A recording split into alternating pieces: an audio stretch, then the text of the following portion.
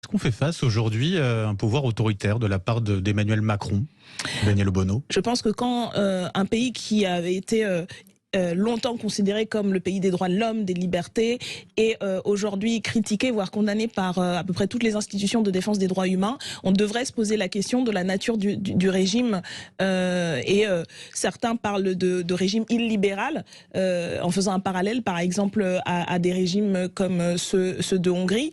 Et beaucoup considèrent que, et moi je fais partie politiquement, qu'il y a une Macron, pente... même combat. Il y a une pente autoritaire prise par à la fois les textes qui ont été votés et puis surtout on l'a vu dans la réponse à une mobilisation sociale, dans l'instrumentalisation de la police et de la justice pour réprimer la contestation.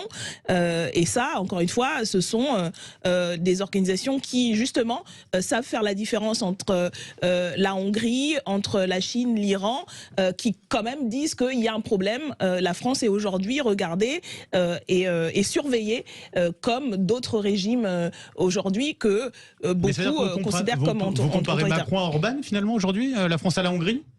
Pas simplement moi, mais un certain nombre d'institutions. Je pense qu'on n'est pas dans le même type de régime complètement, mais je crois effectivement que ce que fait Emmanuel Macron, ce que fait son gouvernement, remet en cause l'état de droit et que, vous savez, la démocratie c'est pas tout noir ou tout blanc, c'est un processus, c'est un rapport de force constant et il peut y avoir des reculs et aujourd'hui je pense qu'on connaît des reculs en matière de démocratie, en termes de droits et libertés et que Emmanuel Macron, depuis 6 ans qu'il est au pouvoir, a participé à remettre en cause nos droits et libertés fondamentales. Pas simplement par ses politiques, mais par sa manière de gouverner et l'autoritarisme dont il fait preuve dans les décisions, dans le refus d'entendre le peuple, et puis dans la répression quand même.